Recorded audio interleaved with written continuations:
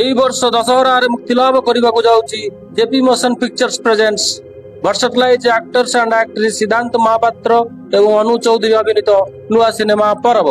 ତେବେ ଆସନ୍ତୁ ଦର୍ଶକ ବନ୍ଧୁ ସିନେମାର ଷ୍ଟୋରି ଉପରେ ଟିକେ ନଜର ପକାଇବା। ସିନେମାର ଟିଜରରୁ ଜଣା ପଡୁଅଛି ଯେ ଓଡ଼ିଶାର କୋରାପୁଟ ଜିଲ୍ଲାର କୁଟିଆ ବଡଗଡ଼ ନିକଟସ୍ଥ 3ଟି ଗ୍ରାମକୁ ଆନ୍ଧ୍ର ଜବରଦଖଲ କରିଅଛି ଏବଂ ଓଡ଼ିଶାର ମହାନଦୀ ଏବଂ ଓଡ଼ିଆ ଅସ୍ମିତାକୁ ନେଇ ସିନେମାଟି ନିହାତି ଏକ ସତ୍ୟ ଘଟଣା ଉପରେ ଆଧାରିତ ହୋଇଅଛି। ଏହି ସିନେମାଟି ପାନ୍ ଇଣ୍ଡିଆରେ ରିଲିଜ କରାଯିବ ବୋଲି ଘୋଷଣା ମଧ୍ୟ କରାଯାଇଛି। କହିବାକୁ ଗଲେ ଆନ୍ଧ୍ର କୁଟିଆ ବର୍ଡରକୁ ଜବରଦଖଲ କରି ସେ ଜାଗାରେ ଲେଖାଯାଇଥିବା ଓଡ଼ିଆ ଭାଷାର ଫଳକକୁ ହଟାଇ ତାହା ତେଲୁଗୁ ଭାଷାରେ ଲଗାଇଥିଲା, ଯାହା ଆପଣମାନେ ନ୍ୟୁଜରୁ ଜାଣିପାରିଥିବେ। ଏମିତି ଏକ ସତ୍ୟ ଘଟଣାକୁ ନେଇ ନିର୍ମିତ ଓଡ଼ିଆ ସିନେମା ପରବ। ଏହି ସିନେମାକୁ ନିର୍ଦ୍ଦେଶନା ଦେଇଛନ୍ତି ସୁପର ଡୁପର ହିଟ୍ ଦମନର ନିର୍ଦ୍ଦେଶକ ଚିନ୍ମୟ ଦାସ।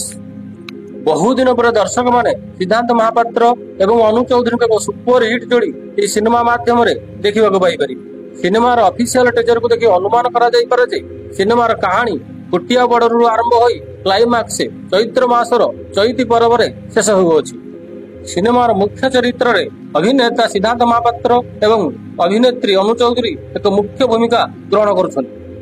ଆଗାମୀ ଦୁର୍ଗା ପୂଜା ଦଶହରାରେ ରିଲିଜ ହେବାକୁ ଥିବା ଓଡ଼ିଆ ସିନେମା ପରବ ଦର୍ଶକଙ୍କୁ ନିରାଶ କରିବ ନାହିଁ ବୋଲି କହିଛନ୍ତି ସିନେମାର ନିର୍ଦ୍ଦେଶକ ଚିନ୍ମୟ ଦାସ। ତାହେଲେ ଏହି ଓଡ଼ିଆ ସିନେମା ଦଶହରା ଫେଷ୍ଟିଭାଲରେ କିଭଳି ପ୍ରଦର୍ଶନ କରିବ ଆଗକୁ ନିଶ୍ଚୟ ସମୟ କହିବ। ତାହେଲେ ଦେଖାହେବା ଫିଲ୍ମ ରିଲିଜ ପରେ ଏବଂ ଏହା ବିଷୟରେ ଆଲୋଚନା କରିବା ଏହି ଫିଲ୍ମର କିଭଳି ପ୍ରଦର୍ଶନ କରିଅଛି। ନମସ୍କାର, ରହୁଛି, ପୁଣି ଦେଖା ହବ ଆଗାମୀ ଭିଡିଓରେ। इतिहास जानी से कृष्णंकर छल हो कि अशोकंकर बण